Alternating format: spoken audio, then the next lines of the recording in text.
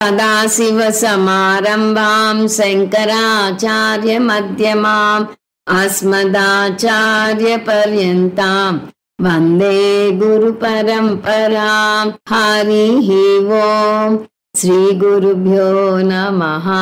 हरिः ओं वसुदेवसुतं देवं कंसचाणूरमर्दनं देवकी परमानन्दं కృష్ణం వందే జగద్గురుం. మనం భగవద్గీత 204వ క్లాస్లో ఉన్నాం. అంత ముందు క్లాస్లో 18వ అధ్యాయంలో 39వ శ్లోకం వరకు ముగించుకున్నాము. ఇప్పుడు 18వ అధ్యాయంలో 40 నుంచి 50 వరకు చాంట్ చేస్తాను. నా తదస్తి పృథివ్యాం వా దివి దేవేషు వా పునః సత్వం ప్రకృతి జైర్ముక్తం యదేభిస్యాత్రిభిర్గుణైః బ్రాహ్మణ క్షత్రియ విసాం శూద్రాణాం చ పరంతప కర్మాణి ప్రవిభక్తాని స్వభావ ప్రభవైర్గుణైః సమోదమస్తపశౌచం శాంతిరార్జవమేవ చ జ్ఞానం విజ్ఞానమాస్తిక్యం బ్రహ్మ కర్మ స్వభావజం శౌర్యం తేజో ధృతిర్దాక్ష్యం యుద్ధే చాప్యపలాయనం దానమీశ్వర భావశ్చ క్షాత్రం కర్మ స్వభావజం కృషి గౌరక్ష్య వాణిజ్యం వైశ్య కర్మ స్వభావజం పరిచర్యాత్మకం కర్మ శూద్రస్యాపి స్వభావజం స్వే స్వే కర్మణ్యభిరతః సంసిద్ధిం లభతే నరః స్వకర్మ నిరతః సిద్ధిం యథా విందతి తచ్ఛృణు యత ప్రవృత్తిర్భూతానాం ఏన సర్వమిదం తతం స్వకర్మణా తమభ్యర్చ్య సిద్ధిం విందతి మానవః శ్రేయాన్ స్వధర్మో నిగుణః పరధర్మాత్ స్వనుష్ఠితాత్ స్వభావనియతం కర్మ కుర్వన్నాప్నోతి కిల్బిషం సహజం కర్మ కౌంతేయ సదోషమపి న త్యజేత్ సర్వారంభా హి దోషేణ ధూమేనాగ్నిరివావృతాః అసక్త బుద్ధిః సర్వత్ర జితాత్మా విగత స్పృహః నైష్కర్మ్య సిద్ధిం పరమాం సన్యాసేనాధిగచ్చతి సిద్ధిం ప్రాప్తో యథా బ్రహ్మ తథాప్నోతి నిబోధ మే సమాసేనైవ కౌంతేయ నిష్ఠా జ్ఞానస్య యా పరా. 18వ అధ్యాయాన్ని ప్రధానంగా 5 అంశాలుగా విభజించవచ్చు అని చూస్తూ వస్తున్నాం. అవి 1 సాత్విక సన్యాస యోగం శ్లోకాలు 1 నుంచి 12 వరకు, 2 జ్ఞానయోగం శ్లోకాలు 13 నుంచి 17 వరకు, 3 6 అంశాల విశ్లేషణ శ్లోకాలు 18 నుంచి 40 వరకు, 4 కర్మయోగం జ్ఞానయోగం శ్లోకాలు 41 నుంచి 66 వరకు, 5 ఉపసంహారం శ్లోకాలు 67 నుంచి 78 వరకు. మన 6 అంశాల విశ్లేషణ ముగించుకున్నాము. 6వ అంశం సుఖం. సుఖం గురించి చెప్తాను అని కృష్ణ పరమాత్మ 36వ శ్లోకంలో చెప్పాడు. ఆ శ్లోకాన్ని ఒకసారి చూద్దాం. సుఖం త్విదానీం త్రివిధం శృణు మే భరతర్షభ అభ్యాసాద్రమతే యత్ర దుఃఖాంతం చ నిగచ్చతి. 3 రకాల సుఖం గురించి చెప్తాను విను అర్జున. వాటిని సాధన చేసి సాత్విక సుఖాన్ని పెంచుకోవచ్చు అనే అర్థంతో చెప్పాడు. ఒక్కొక్క సుఖం తర్వాత నుంచి చెప్పుకొస్తున్నాడు. అది 37వ శ్లోకం నుంచి చూస్తాం. 37వ శ్లోకంలో సాత్విక సుఖం గురించి చెప్పాడు. ఈ సాత్విక సుఖం దేని వల్ల కలుగుతుంది అంటే ఆత్మబుద్ధి ప్రసాదజం అన్నాడు. ఆత్మబుద్ధి అంటే ఆత్మ జ్ఞానం, ప్రసాద అంటే ప్రశాంతతతో నిండిన మనసు, ఆందోళన చెందని మనసు. ఆ ప్రశాంతతే ఆనందాన్ని కలగజేస్తుంది అని చెప్పాడు. కానీ ఇది అంత తేలిగ్గా నేర్చుకోలేరు, మొదట కొంచెం కష్టంగా ఉంటుంది. అందువల్ల ఎత్తదగ్రే విషమివ అన్నాడు. ఎందుకంటే ఆత్మజ్ఞానానికి రావాలంటే కర్మయోగం నుంచి మొదలు పెట్టాలి. ఆ కర్మయోగానికి రావటమే కొంతమందికి కష్టం. సకామ కర్మలు తగ్గించుకుని నిష్కామ కర్మలను పెంపొందించుకోవాలి. తర్వాత ఉపాసనకి రావాలి. బాహ్యముఖంగా ఉన్న మనస్సును అంతర్ముఖం చేసుకోవాలి. అందువల్ల మొదట్లో ఈ సాధన విషంలాగా అనిపిస్తుంది. విషం అంటే బాధ కలగజేస్తుంది, ఎందుకంటే దానికి చాలా శ్రమ పడాల్సి ఉంటుంది. కానీ పరిణామే ఆ శ్రమ తర్వాత అమృతోపమం, అమృతం పొందినంత ఆనందం కలుగుతుంది. ఆ ఆనందం కూడా శాశ్వతమైన ఆనందం, దుఃఖమిశ్రితం కాదు, వచ్చిపోయే ఆనందం కాదు, శాశ్వతమైన ఆనందం కలుగుతుంది.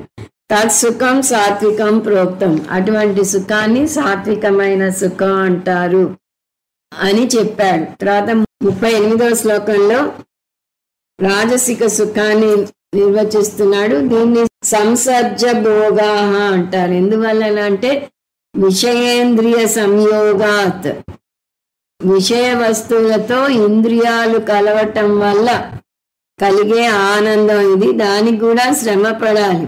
ఈ కలవటం సహజంగా జరగదు. ఎటువంటి ఆటంకం లేకుండా దాన్ని ఆనందించగలగాలి.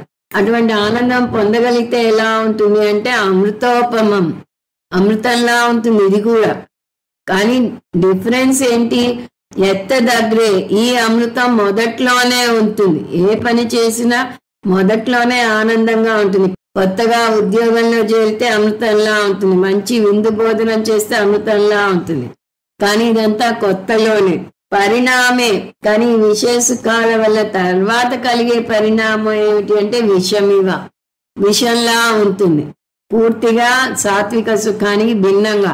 సాత్విక సుఖం మొదట్లో విషంలా ఉండి తర్వాత అమృతంలా అవుతుంది, అమృతం ఉండిపోతుంది. ఇది మొదట్లో ఆనందంగా ఉండి, ఇది అంటే రాజసిక సుఖం మొదట్లో ఆనందం కలుగజేసి తర్వాత విషంగా మారుతుంది. అంటే సంయోగం కలిగినప్పుడు ఆనందం వస్తే మరి సహజంగానే వియోగం కలిగినప్పుడు అంత దుఃఖము కలుగుతుంది. తత్సుఖం రాజసం స్మృతం, అటువంటి సుఖాన్ని రాజస సుఖం అంటారు అన్నాడు. తర్వాత 39లో తామసిక సుఖం, ఇది మొదట సుఖంగాను ఉండదు, చివరా ఉండదు. వాళ్ళకి సుఖం నిర్వచనం తెలియదు. ఒక ముక్కలో చెప్పాలంటే యత్ సుఖం నిద్రాలస్య ప్రమాదోత్థం, నిద్ర, సోమరితనం, నిర్లక్ష్యం వల్ల పొందే సుఖం అది సుఖంలోకి రాదు. అతను అందులో సుఖం ఉంది అనుకుంటున్నాడు, అందువల్ల అది అమృతంగా ఉండదు అని కృష్ణ పరమాత్మ చెప్తున్నాడు. ఆత్మనః మోహనం, బుద్ధిని మోహం కప్పేస్తుంది. ఇక్కడ ఆత్మనః అంటే మనసు, ఇంకా స్పష్టంగా చెప్పాలంటే బుద్ధి. బుద్ధిని మోహం కప్పేస్తుంది అంటే అతనికి ఆలోచన శక్తి మందగిస్తుంది, విచక్షణ శక్తి మందగిస్తుంది. ఎప్పుడు అగ్రేచ అనుబంధేచ, ఆనందాన్ని అనుభవించే ముందు, అనుభవిస్తుండగా, అనుభవించాక మోహం ఆవరిస్తుంది. అంటే ఆ సుఖం ఎప్పుడు మోహంలోనే పడవేస్తుంది. తామసం ఉదాహృతం, ఇటువంటి సుఖాన్ని తామస సుఖం అంటారు అని చెప్పాడు. ఇక్కడితో 3 రకాల సుఖం గురించి అయింది. వాటిని మళ్ళీ తామస సుఖం నుంచి చూస్తే శ్లోకం 39 తామసిక సుఖం మొదట చివర కూడా మనసుని మోహంలో పడవేసి నిద్ర, సోమరితనం, నిర్లక్ష్యాల వల్ల కలిగే సుఖం. 38లో రాజసిక సుఖం మొదట అమృతంలా ఉండి తర్వాత విషతుల్యంగా ఉండే విషయ వస్తువుల వల్ల కలిగే సుఖం. 37 సాత్విక సుఖం మొదట విషతుల్యంగా అనిపించినా చివరికి అమృతంలా ఉండి ఆత్మజ్ఞానం వల్ల కలిగే సుఖం. అందువల్ల తామస సుఖాన్ని పూర్తిగా పారద్రోలాలి, రాజసిక సుఖానికి రావాలి. రాజసిక సుఖం అనుభవిస్తూనే USA ఏర్పాటు చేసుకోవాలని చూసా. అంటే అన్ఇంటరప్టెడ్ సప్లై ఆఫ్ ఆనంద పెంపొందించుకోవాలి. అక్కడి నుంచి కూడా నెమ్మదిగా సాత్విక సుఖానికి ఎదగాలి. ఒక్కొక్క విషయం చూసినప్పుడు మనం ఈ విషయం గమనిస్తూ వచ్చాము. ఇంతవరకు ముందు క్లాస్లో చూసా. ఇప్పుడు 40వ శ్లోకం చూద్దాం. న తదస్తి పృథివ్యాం వా దివి దేవేషు వా పునః సత్వం ప్రకృతిజైర్ముక్తం యదేభిస్యాత్రిభిర్గుణైః. ఈ శ్లోకంతో సాత్విక, రాజసిక, తామసిక లక్షణాల గురించిన చర్చకు ముక్తాయింపు పలుకుతున్నాడు కృష్ణ పరమాత్మ. 6 అంశాలను ఈ గుణాల పరంగా చర్చించాడు. అవి ఒకసారి మనం గుర్తు తెచ్చుకుంటే అవి జ్ఞానం, కర్మ, కర్త, బుద్ధి, ధృతి, సుఖం. ముందు 3 పరిచయం చేశాడు, తర్వాత 2 పరిచయం చేశాడు, చివరిలో సుఖాన్ని పరిచయం చేశాడు. ఇప్పుడు కృష్ణ పరమాత్మ ఈ శ్లోకంలో ఇవి మాత్రమే కాదు, వీటిని కొన్ని ఉదాహరణలుగానే తీసుకున్నాను, దేని చూసినా దానిలో 3 గుణాలు ఉంటాయి అంటున్నాడు. అవి జంతువు కావచ్చు, చెట్టు కావచ్చు, మనిషి కావచ్చు. ఎందుకంటే సృష్టి అంతా 3 గుణాల నుంచే వచ్చింది. 14వ అధ్యాయంలో కృష్ణ పరమాత్మ సృష్టి గురించి బోధిస్తూ మొత్తం జగత్తు మాయ నుంచి వచ్చిందని చెప్పాడు. అక్కడే మనం చాలా వివరంగా చూసాం. మాయని ప్రకృతి అని కూడా అంటారు, మాయని అపరా ప్రకృతి అని, భగవంతుని పరా ప్రకృతి అంటారని చూసాం. మాయలో 3 గుణాలు ఉన్నాయి. అవి ఇప్పుడు మనం చూస్తున్న ఈ 3 గుణాలే సాత్విక, రాజసిక, తామసిక గుణాలు. మాయ నుంచి జగత్తు వచ్చింది కాబట్టి మాయ నుంచి వస్తువులు, మనుషులు, జంతువులు, చెట్లు అన్నీ వచ్చాయి కాబట్టి వీటన్నింటిలోనూ మాయలో ఉండే ఈ 3 గుణాలు ఉంటాయి. ఇది ప్రకృతి సూత్రం. ఏమిటా సూత్రం? కారణంలో ఏ లక్షణం ఉంటే అది కార్యంలో ఉంటుంది. బంగారంలో రాగి కలిపితే ఆభరణంలో కూడా రాగి ఉంటుంది. బంగారంలో వెండి కలిపితే ఆభరణాలలో కూడా వెండి ఉంటుంది. జగత్తంతా మాయ నుంచి వచ్చింది. జగత్తులో ఈ 3 గుణాలు ఉన్నాయని చూసాం. అన్నింటిలో ఈ 3 గుణాలు ఉంటే ఈ జగత్తులో ఇంత వైవిధ్యం ఎందుకుంది అని మనకి సందేహం వస్తుంది. దానికి కూడా అక్కడే కృష్ణ పరమాత్మ జవాబు చెప్పాడు. ఈ 3 గుణాల నిష్పత్తిలో ఉన్న హెచ్చు తగ్గుల వల్ల ఆ భేదం వచ్చింది అన్నాడు. ఆ వివరాలు మనం అప్పుడు చూసాం, సందర్భం వచ్చింది కాబట్టి మళ్ళీ ఇప్పుడు కూడా చూద్దాం. ముందు జడ వస్తువుని తీసుకుంటే అందులో కూడా 3 గుణాలు ఉంటాయి, కానీ అది తమో గుణ ప్రధానంగా ఉంటుంది. తక్కిన 2 చాలా తక్కువగా ఉంటాయి. అందువల్ల అది కదలదు. దాని నుంచి వృక్ష సముదాయానికి వద్దాం. అవి కూడా కొంత మేరకు జడంగా ఉంటాయి, ఎందుకంటే అవి ఒక చోటు నుంచి ఇంకో చోటికి కదలవు. అలా కదిలే గుణం వాటికి ఉంటే మనం హైవే మీద వెళ్తుంటే అవి సరదాగా రోడ్డు మీద వాకింగ్ వచ్చేసే ప్రమాదం ఉంటుంది. అలా కదిలే గుణం లేదు. అలాగని వాటిని పూర్తిగా కొండతోనో రాయితోనో పోల్చలేం. అవి అచలంగా ఉంటాయే కానీ వాటిలో జీవం ఉంటుంది. గాలికి అవి ఊగుతూ ఉంటాయి. అందువల్ల వాటిలోనూ తమో గుణం ప్రధానంగా ఉంటుంది, కానీ కొంత మేరకు సత్వగుణం, కొంత మేరకు రజోగుణం కూడా ఉంటాయి. అందువల్ల చెట్లకు ప్రాణం ఉంటుంది. చెట్ల నుంచి జంతువుల దగ్గరికి వచ్చేసరికి వాటిలో తమో గుణం తగ్గుతూ వస్తుంది. రజోగుణం, సత్వగుణాలు ఎక్కువగా ఉంటాయి. వాటిలో కొన్నింటికి వాతావరణంలో మార్పులు తెలుస్తాయి. గొరిలా, డాల్ఫిన్ జంతువులు మిగతా వాటికన్నా తెలివైనవి. జంతువుల నుంచి మనుషులకి వచ్చేసరికి వారిలో సత్వగుణం, రజోగుణం ఎక్కువగా ఉంటాయి. మనుషుల్లో కూడా ఈ 3 గుణాలు కొంతమందిలో ఒక్కొక్కటి ఎక్కువగా ఉంటుంది. కొంతమందిలో రజోగుణం చాలా ఎక్కువగా ఉంటుంది. అందువల్ల సృష్టిలో ఏ వస్తువును చూసినా అది త్రిగుణాత్మకం. కాకపోతే ఈ గుణాలు ఉండే నిష్పత్తిలో హెచ్చు తగ్గులు ఉంటాయి. అలా ఏదైనా తీసుకుని త్రిగుణాలను అందులో చూడవచ్చు. నేను నీకు చూపించింది ఉదాహరణగా కొన్ని మాత్రమే సుమా అంటున్నాడు కృష్ణ పరమాత్మ. త్రిభిః గుణైః ముక్తం సత్వం న అస్తి. సత్వం అంటే ఒక వస్తువు, ఇక్కడ సత్వగుణం కాదు లేదా సాత్విక గుణం కాదు. సత్వం అంటే ఒక వస్తువు లేదా ఒక వ్యక్తి, అంటే జడ వస్తువైనా అవ్వచ్చు, చేతన వస్తువైనా కావచ్చు. త్రిభిః గుణైః ముక్తం న అస్తి అంటే ఏ వస్తువులో కూడా ఈ 3 గుణాలు లేకుండా లేదు అంటున్నాడు కృష్ణ పరమాత్మ. ఇది ఒక style of speaking. Double negative వాడుతూ ఉంటారు కొంతమంది. అంటే లేకుండా లేదు అనేది డబల్ నెగటివ్. అన్నింటిలోనూ 3 గుణాలు ఉన్నాయని అర్థం. కానీ 3 గుణాలు ఉన్నాయి అని చెప్పిన దానికన్నా లేకుండా లేదు అనేది నొక్కి వక్కాణించినట్టు అవుతుంది. చివరికి జడ పదార్థమైన క్లిప్పులో కూడా 3 గుణాలు ఉంటాయి. కాకపోతే దానిలో తామసిక గుణం 99.999% ఉంటుంది. అందువల్ల అందులో చైతన్యం ఉన్నట్టు మనకి తెలియదు. మనం సచ్చిత్ ఆనందం గురించి మాట్లాడేటప్పుడు చూస్తూ ఉంటాం, ఇవెందుకు జడమయ్యా చైతన్యం సర్వవ్యాపకమైతే అని. ఎందుకంటే బింబ చైతన్యాన్ని రిఫ్లెక్ట్ చేసే మనస్సు వాటికి లేదు కాబట్టి మనకి తెలియదు వాటిలో చైతన్యం ఉన్నట్టు అని. కానీ అన్నింటిలోనూ ఈ 3 గుణాలు ఉన్నాయి. ఏమిటా 3 గుణాలు? ప్రకృతి జైహి గుణైహి, ప్రకృతి నుంచి వచ్చిన ఈ గుణాలు. ప్రకృతిలో 3 గుణాలు ఉన్నాయి. ప్రకృతి సృష్టికి కారణం కాబట్టి కార్యం అంతటా కారణం ఉంటుంది కాబట్టి ప్రకృతి యొక్క 3 గుణాలు సృష్టిలోకి వస్తాయి. ఈ విషయాన్ని మన చుట్టూ ఉన్న జగత్తును చూస్తే అర్థమవుతుంది. ప్రకృతి నుంచి మొట్టమొదట పుట్టినవి పంచభూతాలు. అది మనం తైత్రీయోపనిషత్తులో చూస్తాం. పంచభూతాలంటే ఆకాశం, వాయువు, అగ్ని, జలం, పృథివీ. ఈ 5ఇంటిలోనూ 3 గుణాలు ఉన్నాయి.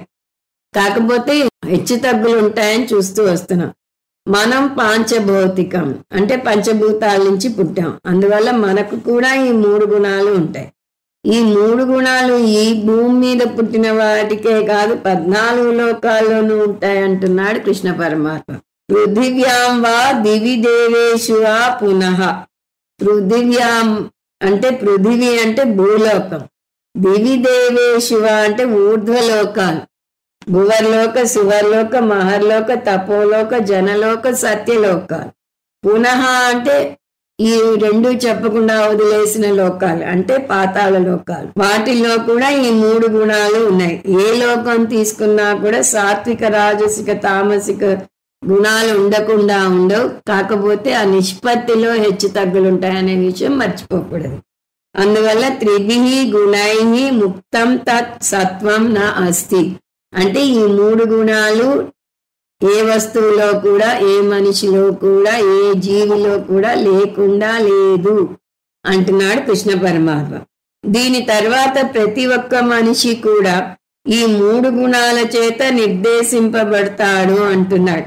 అంటే ఒక సాధకునిగా ఏది తీసుకున్నా, మీ ఆలోచనలు, మీ జ్ఞానం, మీ కర్మలు, మీ బుద్ధి, మీ మాటలు, మీ ధృతి, మీ కార్యకలాపాలు, మీ ప్రవర్తన ఒకటేమిటి, అన్ని 3 గుణాల వల్ల నియంత్రించబడతాయి. అందువల్ల మీరు ఈ 3 గుణాల లక్షణాలను సరిగా అర్థం చేసుకుంటే మీ జీవితాన్ని మీరు సరి అయిన బాటలో నడిపించుకోవచ్చు. ఈ జ్ఞానం లౌకికంగానే కాదు, ఆధ్యాత్మికంగా కూడా మీ సాధనకు తోడ్పడుతుంది. మనం చూస్తూ వచ్చాం, ప్రతిదీ మనం ఒకవేళ తామసిక లక్షణంలో ఉంటే దాన్ని పూర్తిగా వదులుకోవాలి, రాజసిక లక్షణంలో ఉంటే అది కొంత మేరకు ఉపయోగపడుతుంది, కానీ అక్కడ ఆగిపోకూడదు, సాత్విక గుణానికి ఎదగాలి అని చూస్తూ వస్తున్నాం.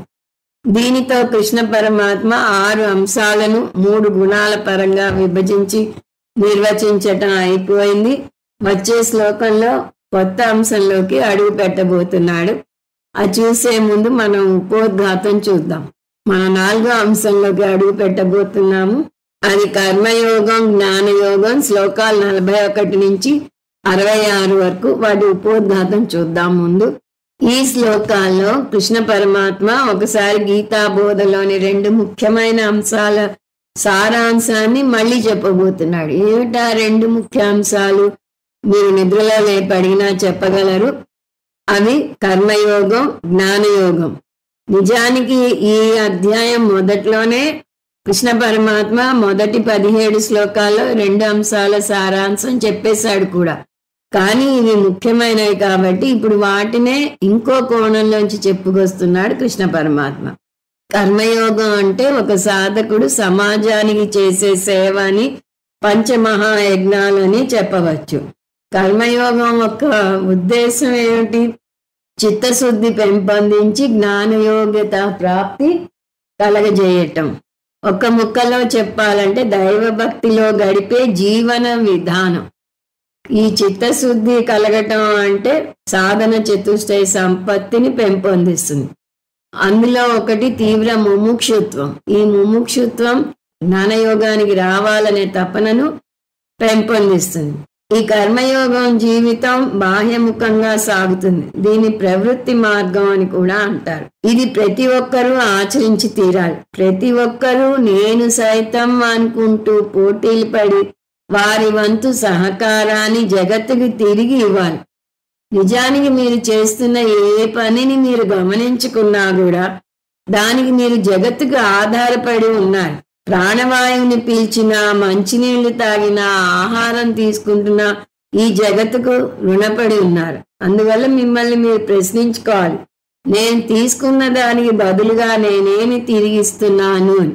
లౌకికంగా చూస్తే ఈ దేశం నాకేమిచ్చింది అని కాదు, దేశానికి నేనేమిచ్చాను అని చూడాలి అని అంటారు. ఇప్పుడు మనం ఆధ్యాత్మికంగా చూస్తున్నాం కాబట్టి నా జీవితం సాఫీగా సాగుతోంది అంటే జగత్తు నాకు ఎంతో ఇస్తోంది. ఆ జగత్తుకి నేనేమి తిరిగిస్తున్నాను అని ఆలోచించుకోవాలి. అప్పుడే మీ జీవితం ఉన్నతంగా సాగుతున్నట్టు అర్థం. జీవితానికి ఒక అర్థం ఉన్నట్టు అర్థం. అలా జగత్తుకు మీ వంతు సహాయం మీరు చేసినట్టుగా మీరు భావించుకోగలిగితే మీ ఆత్మగౌరవం, మీ పేరు పెరుగుతుంది సమాజంలో.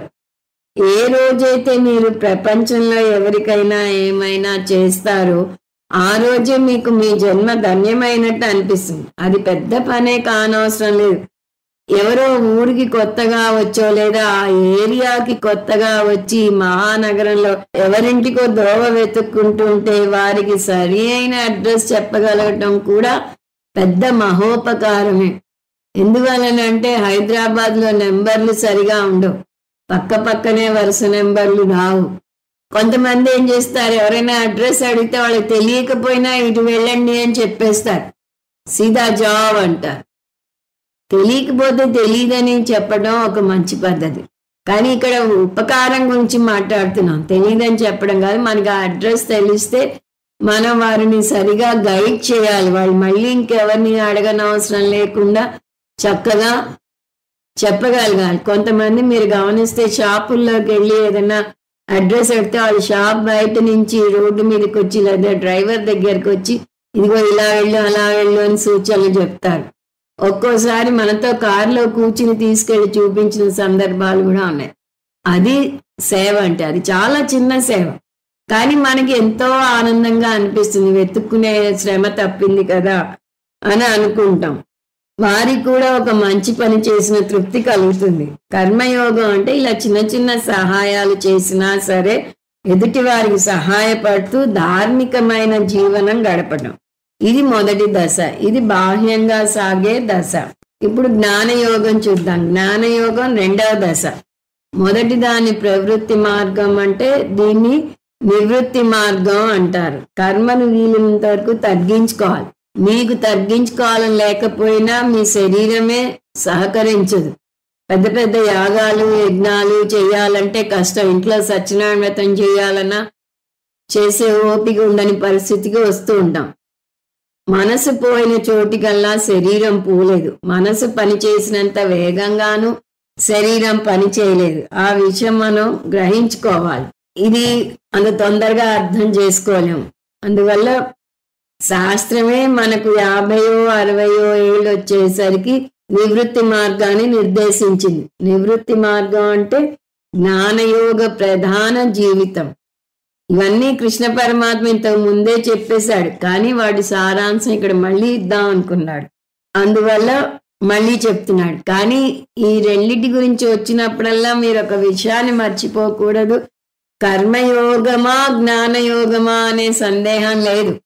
రెండూ పాటించి తీరాలి. అది కూడా ఏది ముందు అనే విషయంలో కూడా సందేహపడకూడదు. కర్మయోగం పాటించి జ్ఞానయోగానికి రావాలి. బిఏ చేసి ఎంఏకి రావాలి. బిఏ చేయాలా ఎంఏ చేయాలా అనే సందేహం లేదు. బిఏ చేశాకే ఎంఏకి రావాలి. అలాగే మనం భగవద్గీత సారాంశం నిద్రలో లేపడినా చెప్పగలిగేలాగా చాలాసార్లు చూసాం. అదేమిటి, ఒక సాధకుడు కర్మయోగం పాటించి చిత్తశుద్ధి పొంది, ఉపాసన యోగం పాటించి చిత్త ఏకాగ్రత పొంది, జ్ఞానయోగానికి వచ్చి శ్రవణ మనన నిధిధ్యాసనలు చేసి ఆత్మజ్ఞానం పొంది మోక్షం పొందాలి. ఒక్కోసారి ఉపాసన యోగం గురించి వివరంగా చెప్తాడు, ఒక్కో చోట చెప్పడు. చెప్పకపోయినా మనం ఉపాసన యోగాన్ని కర్మయోగంలో కలుపుకోవాలి, జ్ఞానయోగంలో కాదు. ఎందువల్లంటే ఉపాసన కూడా ఒక విధమైన కర్మే. దాన్ని మానసిక కర్మ అంటారు. మనం 3 రకాల కర్మలు చేస్తాం, కాయిక, వాచిక, మానసిక కర్మలు. ఉపాసన మానసిక కర్మలోకి వస్తుంది. కాబట్టి ఇక్కడ కృష్ణ పరమాత్మ 2 తీసుకున్నాడు, కర్మయోగం, జ్ఞానయోగం. ఈ రెండింటిని కలిపితే కర్మయోగం ప్లస్ జ్ఞానయోగం = మోక్షం. గీతాసారం ఏమిటని ఎవరన్నా మిమ్మల్ని అడిగితే మీరు ఈ ఒక్క వాక్యం చెప్పగలగాలి. ఏమిటది? కర్మయోగం ప్లస్ జ్ఞానయోగం = మోక్షం. లౌకిక విజయంలో మీరు ఎంత సంపాదించారు అనే విషయం చూస్తుంది ప్రపంచం. కానీ ఆధ్యాత్మిక విజయం అంటే మీరేం తిరిగి ఇచ్చారు అనే దాని మీద ఆధారపడి ఉంటుంది. అంటే లౌకిక విజయం మీ భోగం మీద ఆధారపడితే, ఆధ్యాత్మిక విజయం మీ త్యాగం మీద ఆధారపడి ఉంటుంది. గీతాసారం ఏమిటని అడిగితే ఎవరో అద్భుతంగా చెప్పారు. గీత పదాన్ని తిరగేస్తే త్యాగి వస్తుంది. అంటే త్యాగి అంటే మన ప్రయాణం ఇలా సాగాలి. భోగి నుంచి యోగికి, యోగి నుంచి త్యాగికి. భోగి అంటే కర్మయోగం, యోగి అంటే ఉపాసన యోగం, త్యాగి అంటే జ్ఞానయోగం. నేను భోగిగానే ఉంటానని ముందుకేస్తే రోగిగా మారే ప్రమాదం ఉంది. సరే, నేను అన్ని రంగాల్లో తిరిగి సేవ చేస్తాను అనలేరు. ఎందువల్ల అంటే అందరూ అన్ని రంగాల్లో ఆరితేయలేరు. కొంతమంది ఒకటి బాగా చేస్తే ఇంకొకటి బాగా చేయగలుగుతారు. అన్నింట్లోనూ వేలు పెడితే jack of all trades but master of none అంటారు. కొంతమంది అన్నింట్లోనూ వేలు పెడతారు, దేంట్లోనూ రాణించలేరు. అయోమయమే మిగులుతుంది ఇలా అన్నింట్లో వేలు పెడితే. అందువల్ల ఏ రంగంలో మీరు సమాజానికి సేవ చేయాలి అనేది ఇది ఒక పెద్ద క్వశ్చన్ మార్క్. ఏది ఎన్నుకోవాలి అనే సమస్య వస్తే 3 రకాలుగా ఎన్నుకోవచ్చు అంటుంది శాస్త్రం. అవి 1 మీకు ఇష్టమైన వృత్తిని ఎన్నుకోవటం, 2 వంశపారంపర్యంగా వస్తున్న వృత్తిని ఎన్నుకోవటం, 3 అధిక సంపాదనకు ఆస్కారం ఉన్నది ఎన్నుకోవటం. అన్నింటిలోకి శ్రేష్టమైనది మొదటిది. ఏమిటది? మీకు ఇష్టమైన వృత్తిని ఎన్నుకోవటం. ఎందుకు అంటే అది మీ అంతటా మీరు ఇష్టపడి ఎన్నుకున్నారు. అది కాక అది మీ స్వభావానికి అనుగుణంగా ఉంటుంది. అందువల్ల ఆ పనిని మీరు ఇష్టపూర్వకంగా చేస్తారు. దాని గుణ ప్రధానంగా లేదా స్వభావ ప్రధానంగా ఉంది అంటుంది శాస్త్రం. మీరు మనస్ఫూర్తిగా ఎన్నుకున్నారు కాబట్టి మీరు దానిలో బాగా శ్రద్ధ పెట్టి చేస్తారు. కొంతమందికి జంతు ప్రీతి ఉంటుంది. ఉదాహరణకి వాళ్ళు ఏ వెటనరీ డాక్టర్ గానో ఫారెస్ట్ ఆఫీసర్ గానో అయ్యారనుకోండి, అప్పుడు వారు చేసే వృత్తిలో చాలా శ్రద్ధ పెడతారు. కొంతమంది మాటలు బాగా చెప్తారు. వారు ఏ కథా రచయితో అయితే వారి వృత్తిలో చాలా ఆనందం కలుగుతుంది. ఆ పనిని మనసా వాచా కర్మనా చేస్తారు. మీరు చేసే పనినే మీరు ప్రేమిస్తారు. ఆ పని యొక్క ఫలం కోసం ఎదురు చూడరు. జీతం ఎంత వచ్చినా పట్టించుకోరు. ఎవరు మెచ్చుకున్నా మెచ్చుకోకపోయినా చలించరు. స్వామీజీ భగవద్గీతను 15-20 సార్లు బోధించి ఉంటారు. ఇప్పటికీ ఆయన చెన్నై మహాపట్టణంలో భగవద్గీతను ఉపనిషత్తులతో పాటు బోధిస్తూనే ఉంటారు. ఏడాది పొడుగుతా భగవద్గీత బోధ సాగుతూ ఉంటుంది. భగవద్గీతను జనబాహుల్యానికి ఎక్కువగా అందించాలనే తపన ఉంది ఆయనకి. అందువల్ల ఒక చోట భగవద్గీత 18వ అధ్యాయం ముగియగానే ఇంకొక చోట మళ్ళీ మొదటి అధ్యాయం నుంచి మొదలు పెడతారు. శిష్యులు అన్ని క్లాసులకి వెళ్తుంటారు కాబట్టి కొంతమంది మళ్ళీ ఆ భగవద్గీత వింటూ ఉంటారు. అందువల్ల వాళ్ళు అడుగుతారు, స్వామీజీ అన్నిసార్లు భగవద్గీత బోధిస్తున్నారు కదా, మీకు విసుగు పుట్టదా అని. స్వామీజీకి విసుగు పుట్టదు. ఆయనకు బోధించడం అంటే ప్రాణం.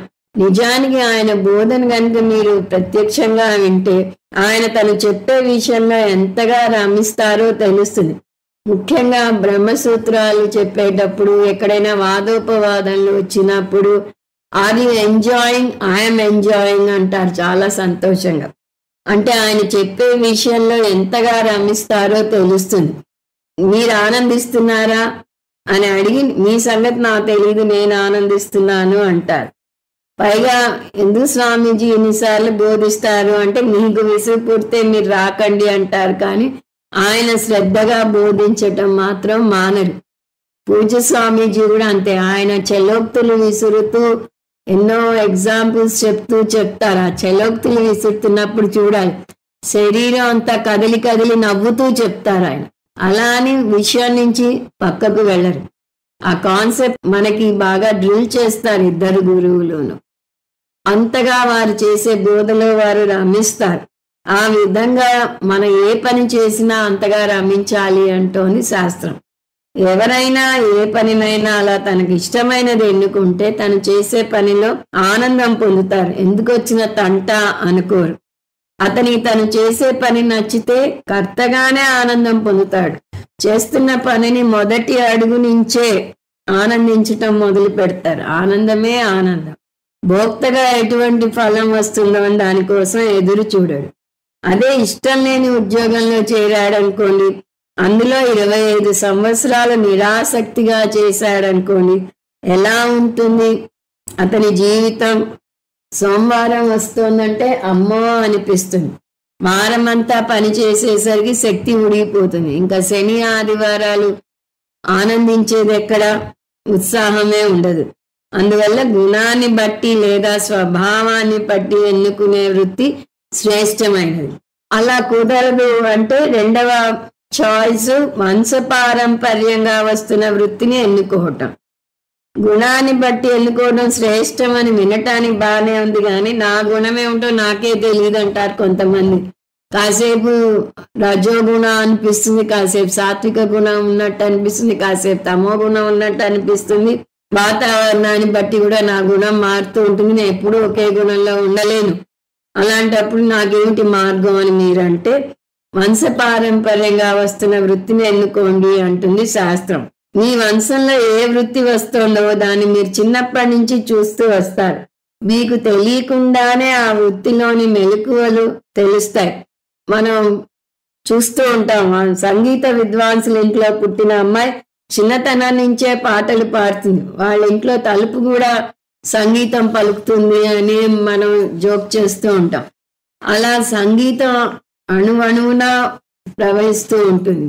అలాగే ఒక మెకానిక్ ఇంట్లో చూడండి, అతను చిన్న పిల్లవాడు కూడా చిన్న చిన్న రిపేర్లు చేయగలుగుతాడు. ఒక ఆర్టిస్ట్ ఇంట్లో పిల్లలు కూడా ఆర్టిస్టులు అవుతారు. అలా ఏ కులంలో పుట్టిన వ్యక్తి ఆ కులానికి సంబంధించిన విద్యని చిన్నప్పటి నుంచి చూస్తూ వస్తాడు. అతనికి వెన్నతో పెట్టిన విద్య అవుతుంది అది. అందువల్ల ఆ విద్యను ఎన్నుకుంటే అతనికి తేలిక అవుతుంది. కుటుంబ సపోర్ట్ ఉంటుంది. అందులో పోటీ కూడా ఉండదు. ఎవరి వృత్తిని వారు ఎన్నుకుంటే ఏ గొడవ ఉండదు. బ్రాహ్మణుడు బ్రాహ్మణ వృత్తిని, క్షత్రియుడు క్షత్రియ వృత్తిని ఎన్నుకుంటే తక్కిన వారితో పోటీ ఉండదు. బ్రాహ్మణుడు క్షత్రియునికి పోటీ వెళ్ళడు, క్షత్రియుడు బ్రాహ్మణునికి పోటీ వెళ్ళడు. పైగా మీరు ఉపనిషత్తులు నేర్చుకుంటే అందులో వస్తుంది. క్షత్రియుడు బ్రాహ్మణుడు కూడా ఉపనిషత్తులు నేర్చుకోవచ్చు, శాస్త్రం నేర్చుకోవచ్చు. కానీ క్షత్రియుడు బ్రాహ్మణుడికి బోధ చేయకూడదు, బ్రాహ్మణుడు బోధ చేయాలి. అలా కొన్ని నియమాలు ఉండేవి. అక్కడ కూడా క్షత్రియుడు బ్రాహ్మణుడు అడిగితే బోధ చేయవచ్చు, కానీ అది చాలా అరుదైన సన్నివేశంగా ఉంటుంది. అందువల్ల ఎవరి కులాన్ని బట్టి వారు ఆ వృత్తిని ఎన్నుకుంటే అది తేలిగ్గా ఉంటుంది. అంటే ఇది ఇప్పుడు రెండవ మార్గం, కులాన్ని బట్టి ఎన్నుకోవటం.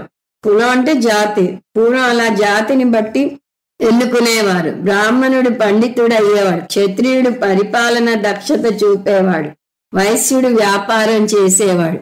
ఇప్పటికీ పాలిటిక్స్ లో కూడా చూస్తూ ఉంటాం. తండ్రిని చూసి కొడుకు కూడా పాలిటిక్స్ లోకి దిగుతాడు. సినిమా రంగంలో ఇది ఇంకా కనిపిస్తూ ఉంటుంది. వంశపారంపర్యంగా సినిమాల్లోకి వచ్చిన వాళ్ళు ఎంతమందో ఉన్నారు. ఇది రెండవ పద్ధతి.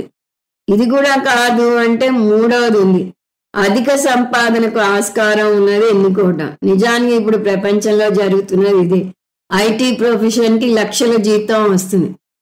ఇప్పుడు ఈ అధిక సంపాదన మీద మోజు అందరిలోనూ ఉంది. అందువల్ల ప్రతివారు ఐటీ కంపెనీకి మొగ్గు చూపుతున్నారు. ఇంజనీరింగ్ తప్ప వేరే కోర్సులు ఉండటం లేదు. కాలేజీలో లెక్చరర్లు దొరకటం కష్టమైపోతుంది. ఎందువల్లనంటే ఈ ఐటీ మోజు చాలా ఎక్కువైపోయింది. అలా అందరూ ఒక్క వృత్తి వెంటే పడతారు. తక్కిన వృత్తుల జోలికి ఎవరు వెళ్ళటం లేదు. ముఖ్యంగా ఈ బ్రాహ్మణ వృత్తి చేపట్టడానికి ఎవరు ముందుకు రావటం లేదు. అలాంటి పరిస్థితి ఏర్పడితే మన శాస్త్రాన్ని పరిరక్షించేవారు ఉండరు, మన సాంప్రదాయాన్ని పాటించేవారు ఉండరు. అప్పుడు ఈ వర్ణాశ్రమ భేదాలను కర్మను బట్టి నిర్ణయించాల్సి ఉంటుంది. వర్ణాశ్రమ ధర్మాల గురించి కూడా మనం 4వ అధ్యాయంలో చూసాం. ముందు చూసినవే మళ్ళీ రిపీట్ అవుతున్నాయని చూస్తూ వస్తున్నాం. ఇప్పుడు అంత లోతుల్లోకి వెళ్ళాం, కానీ కొంత పైన చూద్దాం. ఏమిటది? గుణం, జాతి, కర్మల పదాలను చూసాం కాబట్టి కొంచెంగా ఈ వర్ణాల గురించి చూద్దాం. అసలు బేసిక్ గా 4 వర్ణాలు ఉన్నాయి. అవి బ్రాహ్మణ వర్ణం, క్షత్రియ వర్ణం, వైశ్య వర్ణం, శూద్ర వర్ణం. ఈ విభజన 3 కోణాల్లో జరిగింది, జాతి, గుణ, కర్మల ఆధారంగా. ఇది గుణ విభాగం చూద్దాం. ముందు గుణం అంటే స్వభావం. ఇది స్వభావాన్ని బట్టి ఏర్పడుతుంది. ప్రతి వ్యక్తిలోనూ 3 గుణాలు ఉంటాయి. ఆ 3 గుణాలు ఇంతవరకు చూస్తూనే ఉన్నాం. ఏమిటవి? సత్వ, రజస్, తమో గుణాలు. మొత్తం మానవ జాతిని 4 రకాలుగా విభజించవచ్చు అని కృష్ణ పరమాత్మ చెప్పాడు. వాటిని వరుసగా సరత, రసత, రతస, తరస అని చూసాం. స అంటే సత్వగుణం, రా అంటే రజోగుణం, తా అంటే తమో గుణం. ముందు సరత. సరత అంటే సత్వగుణం ప్రధానంగా ఉంటుంది. దాని తర్వాత రజోగుణం ఉంటుంది, చాలా తక్కువగా తమో గుణం ఉంటుంది.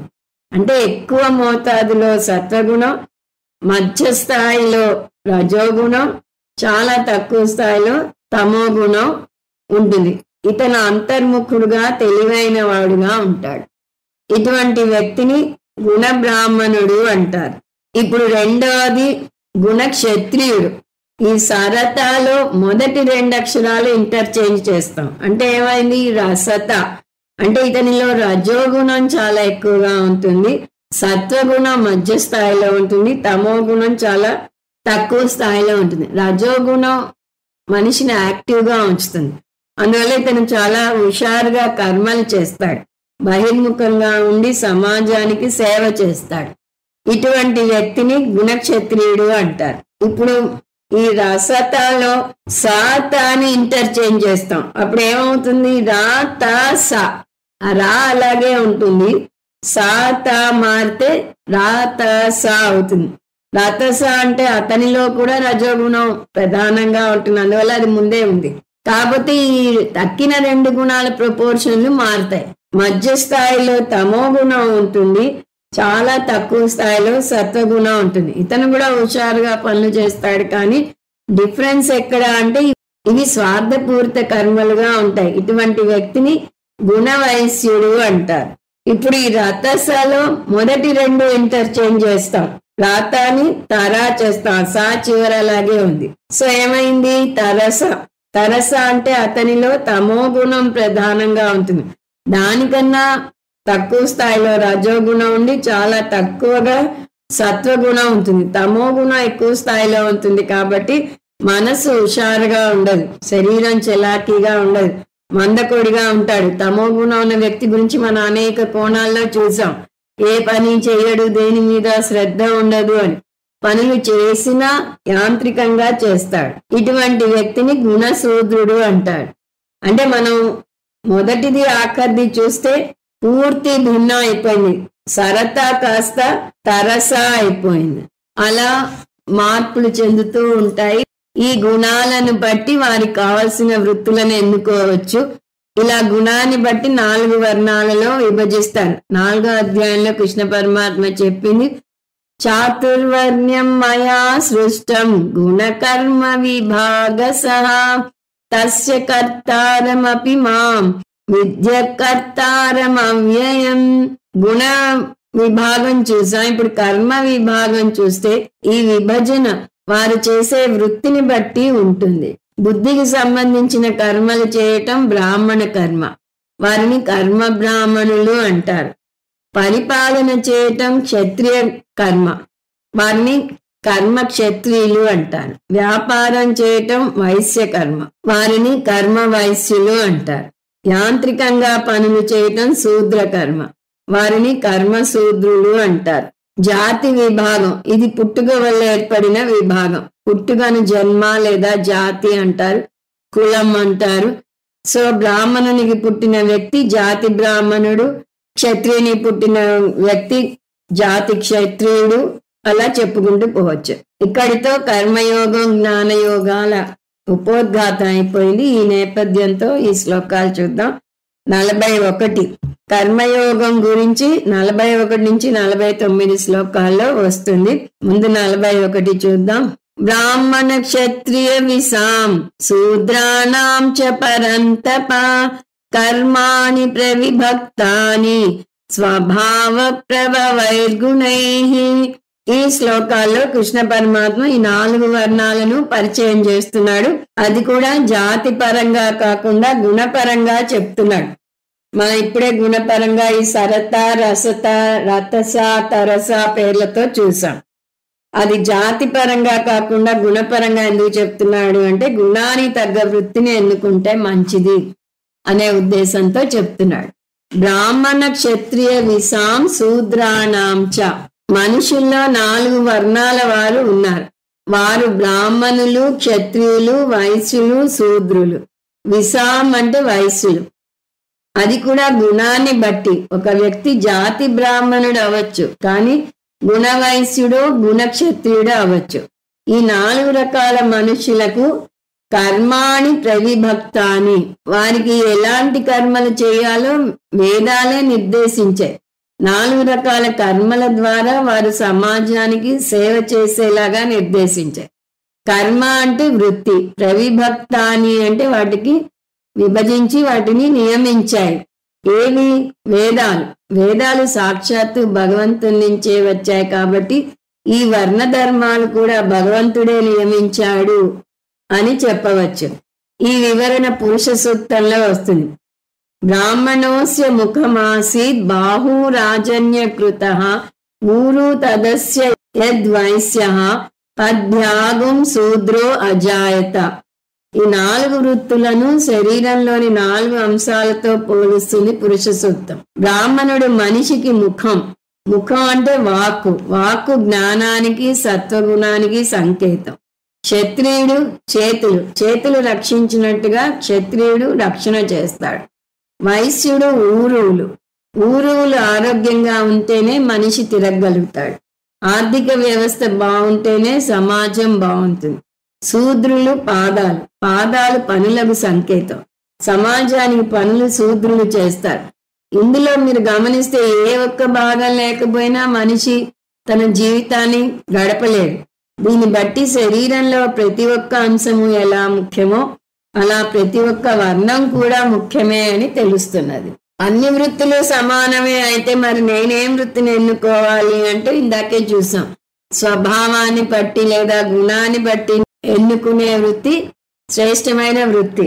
మీ స్వభావం ఏంటో మీకే తెలియబోతే కొంతమంది స్వభావం మారుతూ ఉంటుంది. అలా మారేటట్టయితే జాతిని బట్టి ఎన్నుకోవటం ఇంకొక పద్ధతి. తండ్రి వ్యాపారంలో ఉంటే చిన్నప్పటి నుంచి ఆ వ్యాపారంలోని మెలకువలన్నీ తెలుస్తాయి. అంతేకాక కొంత వడ్డించిన విస్తరిలాగా ఉంటుంది. అన్ని తనే కష్టపడి నేర్చుకోవడం అవసరం లేదు, తెచ్చుకోవడం అవసరం లేదు. తండ్రి డాక్టర్ అయితే ఆసుపత్రి ఇన్ఫ్రాస్ట్రక్చర్ అన్ని రెడీగా ఉంటాయి. అతను చదువుగానే వెళ్ళి ప్రాక్టీస్ మొదలెట్టడమే ఆలస్యం. అలా వంశపారంపర్యంగా ఎన్నుకుంటే వచ్చే లాభం అది. మన దేశంలో రాజకీయాల్లో కూడా వంశపారంపర్యంగానే వస్తున్నారు. 3వ పద్ధతి ఎక్కువ సంపాదన వచ్చే అవకాశం ఉంటే అది ఎన్నుకుంటారు కొందరు. కానీ శాస్త్రం అన్నిట్లోకి శ్రేష్టమైనది గుణాన్ని బట్టి ఎన్నుకోవటం అంటుంది. స్వభావ ప్రభవైర్గుణైః. స్వభావం అంటే ప్రకృతి, ప్రభవ అంటే దాని నుంచి పుట్టింది. అంటే మీ గుణాన్ని బట్టి శాస్త్రం మీకు కర్మను నిర్దేశించింది అంటుంది. మీ గుణం ఎక్కడి నుంచి వచ్చింది? ప్రకృతి నుంచి వచ్చింది. ఏ కర్మ చేస్తున్నా ఆ వృత్తి చేస్తున్నందుకు గర్వంగా భావించండి. ఎన్నడూ పక్కవారితో పోల్చుకోకండి. మీరు చేస్తున్న పనితో తృప్తి చెందండి, దాన్ని ప్రేమించండి. ఏ వృత్తిని చిన్న చూపు చూడకూడదు. ఎవరి వృత్తికి ఉండే గౌరవం వారికి ఉంటుంది. అందువల్ల మీ వృత్తిని మీరు ప్రేమించండి, దానితో తృప్తి చెందండి, దానిలో మీ సాయశక్తుల పని చేయండి. అలా చేస్తే ఏ రంగంలో ఉన్నా కూడా మీరు రాణిస్తారు. కర్మను ఆనందించండి, కర్మ ఫలం కోసం ఎదురు చూస్తూ కూర్చోకండి. కర్మ ఫలం వల్ల ఆనందం పొందుతాను అంటే ఆ కర్మ ఫలం మీరు ఆశించినట్టు వస్తుందన్న నమ్మకం లేదు, అది ఆనందం కలిగిస్తుందన్న నమ్మకం అసలే లేదు. ప్రమోషన్ రావటం మీ చేతిలో లేదు. మీకే అర్హత ఉన్న వేరే వ్యక్తి బాసుని కాకాబట్టి దాని గద్దలా తన్నుకుపోవచ్చు. అదే కర్మలో ఆనందం పొందటం నేర్చుకుంటే ఆ ఆనందం మీ చేతుల్లోనే ఉంది. ఇప్పుడు 42. సమోదమస్తప శౌచం శాంతిరాజ్యమేవ చ జ్ఞానం విజ్ఞానమాస్తిక్యం బ్రహ్మ కర్మ స్వభావజం. ఇక్కడి నుంచి వరుసగా ఒక్కొక్కరి స్వాభావిక కర్మలను నిర్వచిస్తున్నాడు కృష్ణ పరమాత్మ. ఈ శ్లోకంలో బ్రాహ్మణ కర్మను చూస్తాం. బ్రాహ్మణ కర్మ మన సాంప్రదాయంలో ఉన్న అంతులేని ఆధ్యాత్మిక గ్రంథాలను పరిరక్షించి వ్యాపింపజేయటం. ముఖ్యంగా మన వైదిక సాంప్రదాయంలో విస్తారమైన గ్రంథాలున్నాయి. వాటిని చతుర్దశ విద్యాస్థానాన్ని లేదా అష్టాదశ విద్యాస్థానాన్ని అంటారు. అంగాని చత్వారో వేద మీమాంసా న్యాయ విస్తర పురాణం ధర్మశాస్త్రం చ విద్యాహేత చతుర్దశ. చత్వార వేదాః అంటే ఈ 4 వేదాలే చాలా పెద్దవి. పైగా ఆ రోజుల్లో పుస్తకాల్లో రాసుకోవటం లేదు, అంతా మనసులో నిక్షిప్తం చేసుకోవటమే. అలా చేయాలంటే నిత్యం పారాయణం చేస్తూనే ఉండాలి. ఇప్పటి పరిస్థితి వేరు. గురువు వస్తుంటే 14 శ్లోకాలు మాత్రమే ఉన్న గురు స్తోత్రమే గుర్తుండదు. పూర్వకాలంలో మొత్తం వేదాన్నే అధ్యయనం చేసేవారు, అధ్యాపనం చేసేవారు. అది కాక షడ్ అంగాని వేదంగాలు 6 ఉన్నాయి.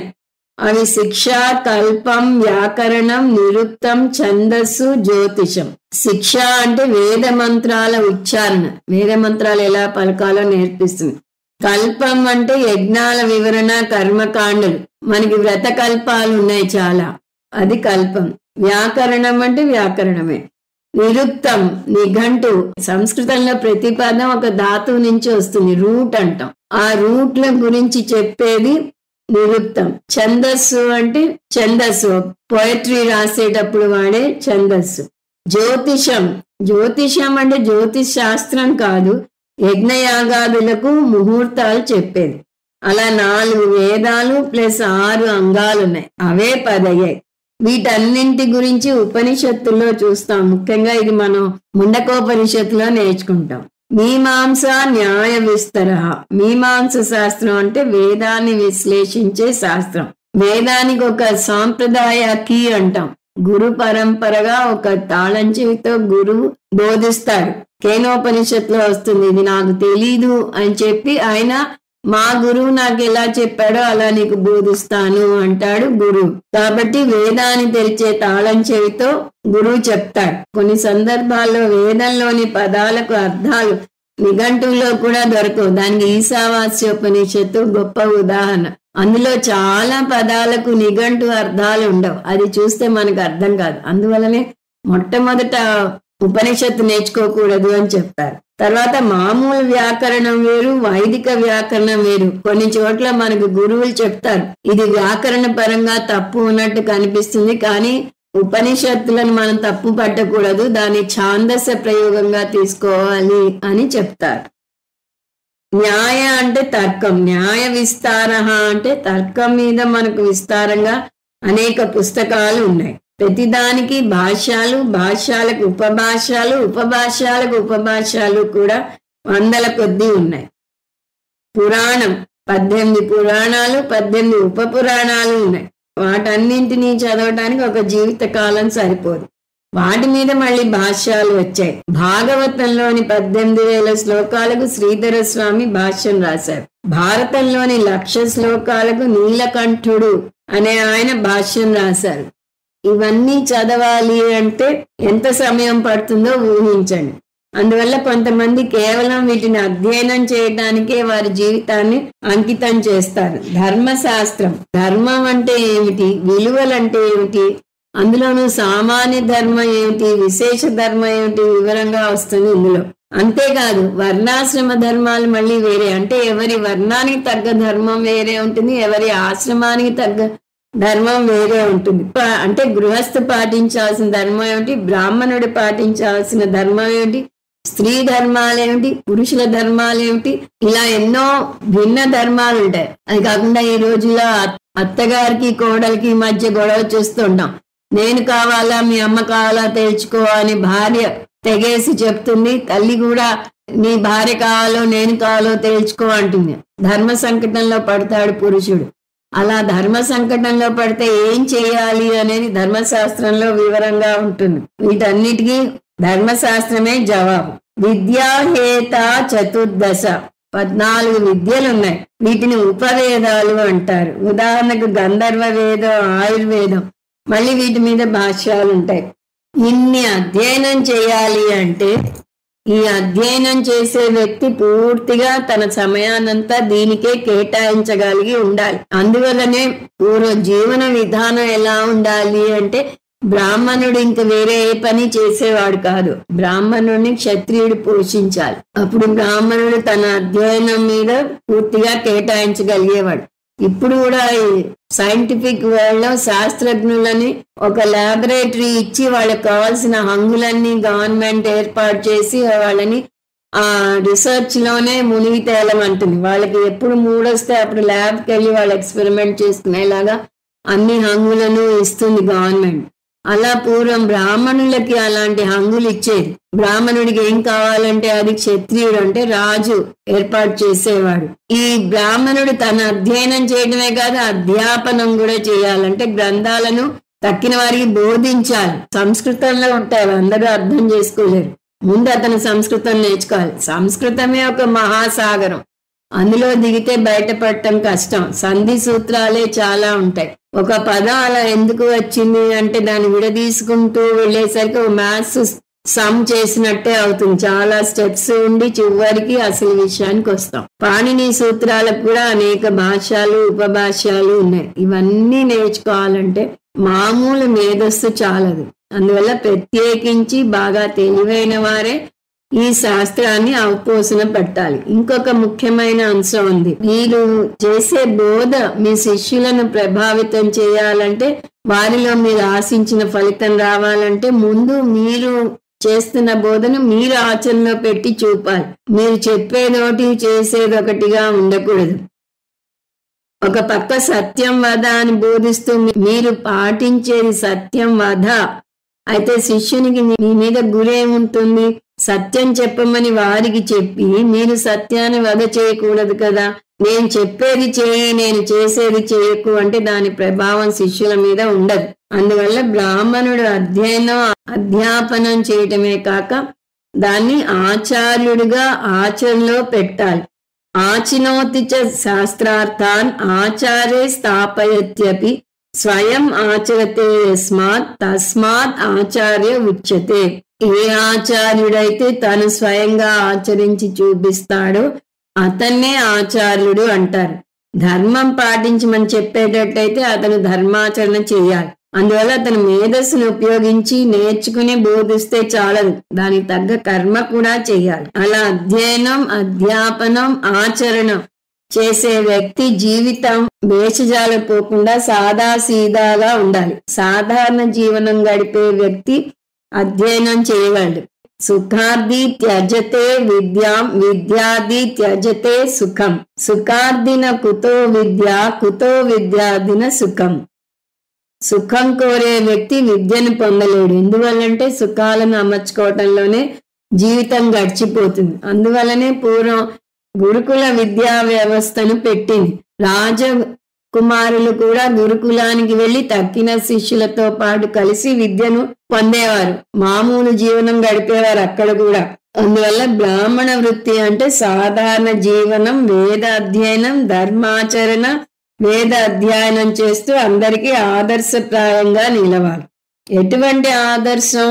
ధర్మం పాటిస్తేనే చాలు ఆనందం కలుగుతుంది. ఆనందం కోసం సుఖాల వెంట పరుగులు తీయనవసరం లేదు అనే అంశాన్ని తన ప్రవర్తన ద్వారా చాటి చెప్పాలి బ్రాహ్మణుడు.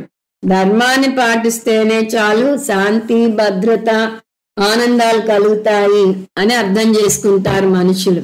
జీవితం ఆనందంగా సాగాలంటే ఐశ్వర్యం ఉండి తీరనవసరం లేదు, ఆనందమయ జీవితానికి ఐశ్వర్యం అవసరం లేదు అని శాస్త్రం చెప్తుంది. అది బ్రాహ్మణుడు ఆచరించి చూపిస్తాడు. ఎందువల్లనంటే ఐశ్వర్యం శరీరాన్ని సుఖాలలో ముంచి తేలుతుంది, కానీ ఆనందం మనసుకి సంబంధించినది.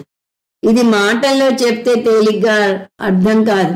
అందువల్ల బ్రాహ్మణుడు తను ఆదర్శప్రాయంగా జీవిస్తూ చాటి చెప్పాలి తక్కిన వారికి. పూర్వకాలంలో బ్రాహ్మణ వృత్తి అంటే బీదరికాన్ని, సాధారణ జీవితాన్ని రెండు చేతులా ఆహ్వానించడమే అయ్యేది. నిజానికి బ్రాహ్మణ జీవన విధానం సన్యాసాశ్రమ జీవన విధానానికి చాలా దగ్గరగా ఉండేది. అందువల్ల అటువంటి బ్రాహ్మణునికి సన్యాసాశ్రమం స్వీకరించడం పెద్ద కష్టమేమీ కాదు. దయానంద స్వామీజీ అంటారు, అటువంటి వ్యక్తి కేవలం యజ్ఞోపవీతాన్ని త్యజించాలి అంతే. ఎందుకంటే అతను సాధారణ జీవనం గడుపుతాడు కాబట్టి అతనికి ఆస్తిపాస్తులు అంటూ ఏమీ ఉండవు. ఇది బ్రాహ్మణ కర్మ యొక్క నిర్వచనం. కానీ దురదృష్టవశాత్తు నేటి కాలమాన పరిస్థితుల దృష్ట్యా ఈ వృత్తికి ఇష్టంగా వచ్చే వారిని వేళ్ల మీద లెక్క పెట్టవచ్చు. బ్రాహ్మణ పిల్లలే బ్రాహ్మణ వృత్తికి రావటం లేదు, అంతగా తగ్గిపోతోంది మన వైదిక సాంప్రదాయం. ఈ నేపథ్యంతో ఈ శ్లోకం అర్థాన్ని వచ్చే క్లాసులో చూద్దాం. ఓం తత్సత్. సర్వం శ్రీకృష్ణార్పణమస్తు. ఓం పూర్ణమద పూర్ణమిదం పూర్ణాత్ పూర్ణముదచ్యతే పూర్ణస్య పూర్ణమాదాయ పూర్ణమేవావశిష్యతే. ఓం శాంతి శాంతి శాంతి. హరి ఓం. శ్రీ గురుభ్యో నమః. హరి ఓం.